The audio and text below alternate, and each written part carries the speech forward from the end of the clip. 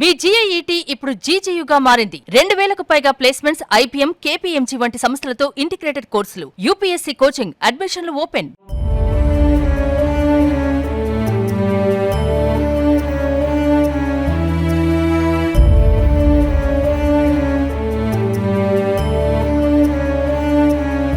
ప్రస్తుతం మనం ఉన్నాం కొంపల్లి ఏరియాలో. ఇక్కడ యాక్చువల్లీ ఎందుకు వచ్చామంటే ఒక వ్యక్తిని రెస్క్యూ చేయడం కోసం వచ్చాము. ఈ ఏరియాలో ఉండేటువంటి గోవర్ధన్ రెడ్డి గారు అని చెప్పి నాకు చాలా కాలంగా తెలుసు. ఆయన నాకు మార్నింగ్ కొన్ని వీడియోస్ పంపించారు ఒక వ్యక్తికి సంబంధించినవి.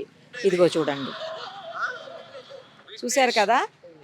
అయితే అతని ఫొటోస్ వీడియోస్ పంపించి, మేడం గత కొన్నేళ్లుగా, ఇదిగో చూడండి, కొన్నేళ్లుగా అతను ఇక్కడే ఉంటున్నాడు. ఎండకి ఎండుతూ వానకి తడుస్తూ ఏ ఆచ్ఛాదన లేకుండా చాలా ఇబ్బంది పడుతున్నాడు. ఎప్పుడన్నా నేనే కొంచెం ఫుడ్ అది పెడుతుంటాను మేడం. మీరు ఎంతో మందికి సాయం చేస్తుంటారు కదా, దయచేసి అతనికి కూడా ఒక జీవితం ఇవ్వండి, అతన్ని కూడా కాపాడండి మేడం, అతను ఎక్కడన్నా షెల్టర్ ఇప్పియండి మేడం అని చెప్పి ఆయన నాకు మెసేజ్ పెట్టారు. మెసేజ్ కూడా నేను మీకు చూపిస్తా.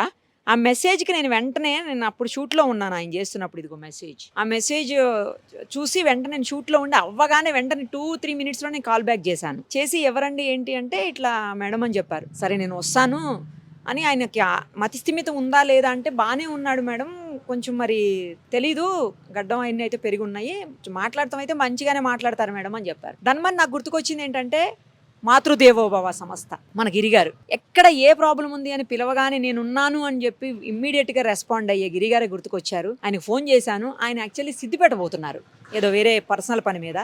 పోతూ నేను ఈ మాట చెప్పగానే, మేడం 1 అవర్లో నేను ఆ లొకేషన్కి వస్తాను మేడం, మీరు ఎంతసేపట్లో వస్తారు, నేను ఒక ½ అన్ అవర్లో వస్తానండి అని చెప్పా. అయితే వచ్చేయండి మేడం, నేను కూడా వస్తానని చెప్పేసి వాళ్ళ వెహికల్ కూడా వచ్చింది. ఆయన రెస్క్యూ చేసి ఆయన తీసుకొని వెళ్ళి ఖచ్చితంగా గిరిగారి దగ్గర పెట్టి మాతృదేవోభవలో ఆయనకు మరొక జీవితాన్ని ఇద్దాము ఖచ్చితంగా. ఎందుకంటే ఆయనకు పేరెంట్స్ ఉన్నారా, ఫ్యామిలీ మెంబర్స్ ఉన్నారా ఏమీ తెలియదు. ఇప్పుడు కొంచెం ఆయన సెటిల్ అయిన తర్వాత మొత్తం డీటెయిల్స్ అన్ని తెలుసుకుందాం. దానికంటే ముందు గోవర్ధన్ గారితో మాట్లాడదాము, అలాగే అతనితో కూడా మాట్లాడదాం. విఘ్నేష్ అని చెప్తున్నాడు పేరు. ఫస్ట్ అతనితో మాట్లాడి గోవర్ధన్ గారితో మాట్లాడి తర్వాత గిరిగారితో కూడా మాట్లాడదాము. ఏం పేరు? విఘ్నేష్. విఘ్నేష్. ఎక్కడ మీది? ఇక్కడ. ఎప్పటి నుంచి ఉంటున్నారు ఇక్కడ? 1 year. మరి మీకు అమ్మా నాన్న ఎవరు లేరా? ఎక్కడున్నారు అమ్మా నాన్న? ఇక్కడ. మరి ఎందుకు మీరు రోడ్డు పైనే ఉంటున్నారు? ఎందుకని? అన్నం ఎవరు పెడతారు మరి మీకు? ఇక్కడ వరంగల్లా. అన్నం ఎవరు పెడుతున్నారు? ఇక్కడ తిన్నా. ఇప్పుడు ఎవరు పెట్టారు? ముందు. అవునా. ఏం చదువుకున్నారు? 10th class. 10th class. ఏ స్కూల్లో చదువుకున్నారు? Government school. తెలుగు. అమ్మా నాన్న ఏం చేస్తారు? ఇప్పుడు లేరా? ఉన్నారు. ఏం చేస్తారు వాళ్ళు? ఇంటి దగ్గరే ఉంటారు. మీకు పెళ్ళయిందా? కాలే. ఎంత ఉంటది వయసు మీది? 40 వరకు ఉంటుందా? అక్క చెల్లెళ్ళు ఉన్నారా? అన్న తమ్ముళ్ళు? నేను ఒక్కడే. ఎప్పుడు వచ్చేసారు ఇక్కడికి మీరు? 1 year. ఎందుకు వచ్చేసారు ఇంట్లో నుంచి? వెళ్తా. ఎక్కడ ఇల్లు? వెళ్తా ఇక మాకాడికి. ఎక్కడది? తెలుసా? తెలీదు. బస్ ఎక్కి వెళ్ళటమేనా? మరి వర్షం వచ్చినప్పుడు ఎక్కడ ఉంటారు మీరు? ఇంటి దగ్గర ఉంటారా వర్షం వస్తే? మరి బట్టలు ఏమి ఉన్నాయి? ఎక్కడున్నాయి? ఇంటి దగ్గరే ఉన్నాయా? గోవర్ధన్ గారు, మీరు ఎప్పటి నుంచి చూస్తున్నారు ఈ వ్యక్తిని ఇక్కడ?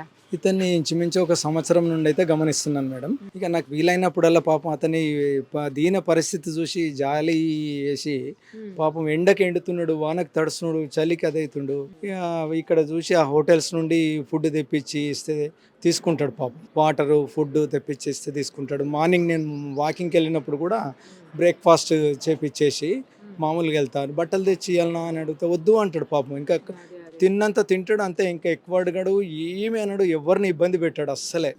ఏం పేరు అంటే విఘ్నేష్ అని చెప్తాడు. ఇక్కడ అంటే ఇక్కడే అంటాడు కానీ ఎక్కడ అని కరెక్ట్ చెప్పలేడు మేడం పాపం. ఇక అతని అవస్థ చూసి నాకే చాలా బాధ వేసింది పాపం. తల్లి తండ్రి ఎక్కడో ఏందో. ఇక నేను అన్ని టైంలలో ఉండలేను కదా మేడం, ఉన్న టైంలలో నేను ఫుడ్ అరేంజ్ చేపిస్తున్నా. లేనప్పుడు పాపం మండు టెండల్లో ఏం తింటుండో ఎటు పోతుండో ఆలోచిస్తేనే బాధ కలుగుతుంది. అదే మన పిల్లలే ఈ స్థితిలో ఉంటే మన పరిస్థితి ఎట్లా ఉంటుండే. అది గుర్తొచ్చింది. నిరుప మేడం గారు నిజంగా ఇట్లాంటి అభాగ్యుల జీవితంలో వెలుగు నింపింది. ఎన్నో అభాగ్యుల జీవితాల్లో వెలుగు నింపిన ఒక దేవతలాగా. అలాగే ఆ గిరి గారు, మాతృదేవ ఫౌండేషన్ గిరి గారు, ఆయనకు నిజంగా దేవుడు ఎల్లవేళలా మంచిగా చూడాలి.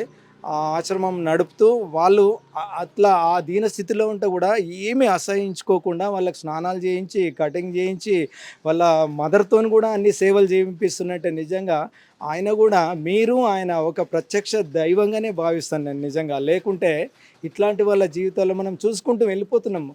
వందల మంది ఉంటున్నారు, మనం తిరుగుతూనే ఉన్నాము, మన ముందట పోతూనే ఉన్నాడు. అదే నేను అనబోతున్నానండి. చాలా మంది కొన్ని వేల మంది రోజు ఈ రోడ్లో తిరుగుతూ ఉంటారు, వస్తూ ఉంటారు. ఈ సంవత్సరం బట్టి నాకు తెలిసి లక్షల్లో ఆయన్ని చూసుంటారు జనాలు. ఎవరు స్పందించకపోయినా మీరు స్పందించారు. ఫస్ట్ మీ సహృదయానికి, ఆ గొప్ప మనసుకి నేను హ్యాట్స్ ఆఫ్ చెప్తున్నానండి. చెప్తూ తప్పకుండా ఆయనకు ఒక లైఫ్ మీ వల్ల ఈరోజు వస్తుందని అనుకోవాలి. లేదు మేడం, నా వల్ల కాదు మేడం, మీ వల్ల వస్తుంది, మీ ఇద్దరి వల్ల. నిజంగా మేడం, మీ సుమన్ టీవీ మీ ద్వారా నిరుపమ మేడం యొక్క ఔదార్యము, రియల్గా మీరు తీసుకునే చొరవ, మీరు అభాగ్యుల జీవితాల్లో నింపే వెలుగు, మీరు చేసే సహాయము నిజంగా ఎన్నటికీ మరువలేనిది. అలాగే గిరిగారు కూడా నిజంగా అతని సేవలు మేము పిలవగానే ఇట్లా వచ్చేసి, ఇతను ఒక్కడే కాదు అతని ఫౌండేషన్లో చూస్తే రియల్గా చెప్తున్న ఎంతోమందికి ఎన్నో విధాలుగా సహాయం చేస్తుండు. మనం కొద్దిగా బాగా లేకుండానే మనం అసహించుకుంటాము. అట్లాంటిది ఈ స్థితిలో ఉన్న వాళ్ళని కూడా హక్కున చేర్చుకొని అతను స్వావలంబనంగా నిలిచి వాళ్ళకి ఏది కావాలనో అది అందిస్తూ, అంతటి వాళ్ళు ఇరిటేట్ అయినా కానీ విసుక్కోకుండా స్నానాలు చేపించి అన్నీ చేయిస్తుంటే నిజంగా ఎంత చెప్పినా తక్కువనే మేడం. మీ ఇద్దరికి ఎన్ని విధాలు చెప్పినా తక్కువనే, నిజంగా చెప్తున్నా. భగవంతుడు మీ ఇద్దరికి మంచి అధ్యాయాలని కోరుకుంటున్నాను మేడం. అంటే సమాజంలో బాధ్యత గల వ్యక్తిగా ప్రవర్తించారండి. చాలా థ్యాంక్స్. మనం ఏదో తిన్నాము, ఉన్నాము, మనం స్వార్థంగా బ్రతికామని కాకుండా ఒకరికి సాయం చేయాలి అన్న ఉద్దేశంతో మీరు నాకు ఈరోజు ఫోన్ చేసి పంపించి వీడియోస్ అన్ని ఇక్కడ దాకా నన్ను పిలిపించారు. ఒకరికి సాయం అవుతుంది. ఇట్లాంటివి మేడం నేను 30 years నుండి ఒక కాలనీకి యునానిమస్గా ప్రెసిడెంట్గా చేస్తున్నాను, ఎంఎన్ రెడ్డి నగర్ కాలనీకి. అట్లాంటి కరోనాలో కూడా మా అందరం డబ్బులు వేసుకొని 8 లక్షల రూపాయలు డబ్బులు వేసుకొని అందరికి ప్రతి ఒక్కరికి వాళ్ళ ఇంటి సామాగ్రి 9 రకాల సామాగ్రి కూడా పంచినాము. ఇట్లాంటి ప్రైవేట్ సోషల్ వర్క్స్ చాలా చేస్తుంటాం మేడం. అదంతా భగవంతుడు చేయిస్తుండు, మేము చేసేది ఏం కాదు. మీరు ఇచ్చే సేవ చాలా గొప్పది మేడం. మీరు వచ్చినందుకు చేసినందుకు చాలా థ్యాంక్స్ మేడం. గిరిగారు, నేను ఫోన్ చేసిందే ఆలస్యం, వెంటనే మీరు పర్సనల్ పని మీద వెళుతూ కూడా రిటర్న్ వచ్చారని చెప్పి ఇప్పుడు మీ వాళ్ళు చెప్తుంటే బాగా అనిపించిందండి. Thank you so much. ఒక మనిషికి జీవితాన్ని ఇద్దాము. అతనికి ముందు హెల్త్ సెట్ అయిన తర్వాత వాళ్ళు ఎవరైనా ఉన్నారేమో చెక్ చేసి అతను ఏమన్నా చెప్పగలిగితే, అంటే ముందు మీరు ఎలాగో హెల్త్ ఫస్ట్ చేయించేది అదే కాబట్టి ఆయనకి సెట్ అయ్యి ఒకవేళ చెప్పగలిగితే వాళ్ళ దగ్గర పంపిద్దామండి. అదర్వైజ్ మీ దగ్గర పెట్టుకోండి. యా, తప్పకుండా మేడం. నేను యాక్చువల్గా సిద్దిపేటకి బయలుదేరాను. ఔటర్ రింగ్ రోడ్ దాటి ఒక 40 kilometers వెళ్ళాను. సో సడన్గా మరి మేడం గారు కాల్ చేస్తున్నారు, నాకు ఎమర్జెన్సీ ఉంటేనే మీరు అంటే కాల్ చేస్తారని చెప్పేసి నేను కార్ ఆపుకొని మళ్ళీ మాట్లాడడం జరిగింది. ఇలా ఉంది పరిస్థితి. ఒకరు గోవర్ధన్ రెడ్డి గారు మీరు వీడియో పంపించారండి. తక్షణమే మరి నాకు ఒక 30 minutes చూపిస్తుంది టైం అక్కడికి. మరి మీరు ఎంత దూరంలో ఉన్నారంటే యాక్చువల్గా నాకు 1.5 చూపిస్తుంది. సరే, మరి ఒకరి ప్రాణాలు కాపాడాలంటే నిజంగా మరి ఆ దేవుడు మనకు ఒక అవకాశం ఇచ్చాడు. నేను మరి ముఖ్యం ఫంక్షనా మరి ఇదా అంటే నేనైతే ఇక్కడికే వచ్చి తొందరగా అతను కాపాడదాం. ఫంక్షన్కి వెళ్తున్నాను మేడం ఫ్యామిలీని మళ్ళీ నేను రిటర్న్ పంపించేశాను. సాయంత్రం యాక్చువల్గా 6 o'clock ఉంది. సో మనం వెళ్ళొచ్చు. సో మెయిన్ ఫంక్షన్ ముఖ్యమా ఇది ముఖ్యం అంటే ఇదే ముఖ్యం. ఒకరి ప్రాణాలు కాపాడాలి మనం. సో మేడం ఫోన్ చేసిన తర్వాత మరి మా అక్కగారు చేసిన తర్వాత నేను రాకపోవడమా అని సో ఇమీడియట్లీ నేను మళ్ళీ వాళ్ళని పంపించి నా టీంని మళ్ళీ నేను ఇక్కడ దగ్గరలో పిలిపించుకొని సో ఇక్కడికి వచ్చాను. ఏదేమైనా మరి మీ ఆధ్వర్యంలో మరొక వ్యక్తికి మనం పునర్జన్మ అందిస్తున్నాం మేడం. సో అలాగే గోవర్ధన్ రెడ్డి గారు మరి మీకు ఇన్ఫర్మేషన్ ఇచ్చారు. వారు కూడా మానవతావాది అని చెప్పుకోవచ్చు. ఇక్కడ ఎన్నో సోషల్ సర్వీస్ చేస్తారంట. సో వారు కూడా మనకు పరిచయం కావడం, అలాగే వారి ద్వారా మీ ద్వారా మరొక వ్యక్తికి మనం పునర్జన్మ అందించి త్వరలో ఆయన కుటుంబానికి కూడా మనం అప్పగిద్దాము. తర్వాత నేను మళ్ళీ ఒక 10 days తర్వాత 1 week తర్వాత ఆశ్రమానికి వస్తాను. ఆయన ఎలా ఉన్నాడు ఏంటి చూసి వెళ్తాను. 10 days లో మనం మొత్తం మీద ఆయన కుటుంబానికి అప్పగిద్దాం మేడం. తప్పకుండా మేడం. Thank you madam. తప్పకుండా మీరు కూడా ఫ్యామిలీకి అప్పగిస్తాం మేడం. మీరు ఎన్ని సంవత్సరాల నుంచి చూస్తున్నారు? ఇక్కడే లోకల్లో ఉంటానని ఇందాక అంటుంటే విన్నాను. ఆల్రెడీ ఇక్కడ మొత్తం వర్క్ చేస్తాను మేడం. జిహెచ్ఎంసీలో చేస్తాను నేను. జిహెచ్ఎంసీలో చేస్తాను. ఎవ్రీడే మేము తినేది కూడా ఆయన పెడతా ఉంటాము. ఒక 8 సంవత్సరాల నుంచి చేస్తాను. 8 సంవత్సరాలు 8 years అక్కడ రోడ్డు మీద అక్కడ ఇక్కడ మొత్తం ఇక్కడనే అనుకుంటాడు మేడం. తింటాడు, బట్టలు ఇస్తే తీసుకోడు, ఓన్లీ ఫుడ్ వరకు. అది కూడా తింటే మళ్ళీ వద్దంటాడు. ఎవరిని కూడా ఏమనడు. ఇక అన్న అంటే వీళ్ళు కూడా పిలుస్తూ ఉంటారు, అన్న అంటే వలుపుతాడు. డబ్బులు ఇస్తే కూడా తీసుకోడు, ఆయనకి ఆకులు ఉంటేనే ఆకులు అయితేనే ఏం తీసుకుంటాడు, లేకుంటే తీసుకోడు మేడం. ఇక్కడ 8 సంవత్సరాల నుంచి కూడా ఇంతవరకు 8 సంవత్సరాల నుంచి కూడా ఎవరిని కూడా ఇక్కడ కూడా ఎవరు రమ్మలేదు. అందుకని ఆయన ఎవరు మంటలేరు కాబట్టి ఇక్కడ ఎవరు పట్టించుకోలేరు. గోవర్ధన్ రావు సార్ గారు ఈరోజు వచ్చి ఆయనకు ఒక మంచి ఫర్నిచర్ ఇవ్వడం, అదే అన్న కూడా మీరు కూడా రావడం అనేది చాలా సంతోషం మేడం. ఇప్పటి నుంచి ఆయన కొత్త లైఫ్ చూస్తామని మేము కూడా ఆలోచిస్తాం.